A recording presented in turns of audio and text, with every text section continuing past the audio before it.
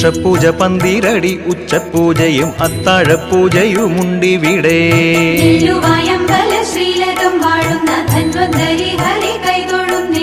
കാലത്തു മലരു നിവേദിക്കും ഉച്ചയ്ക്കു പഞ്ചാര പായസം വൈകിട്ടപ്പം.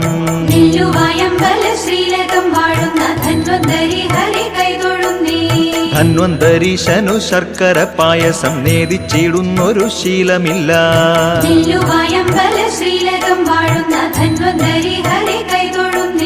ദേവന്റെ ഇംഗിതം വ്യക്തമാക്കുന്നൊരു വിസ്മയ സംഭവം പണ്ടുണ്ടായി.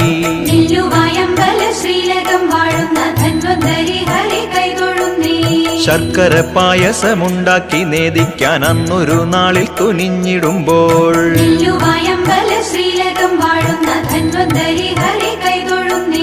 പായസം പാത്രത്തിനൊപ്പം അദൃശ്യമായി വാനവും ഭൂമിയും നോക്കി നിൽക്കേ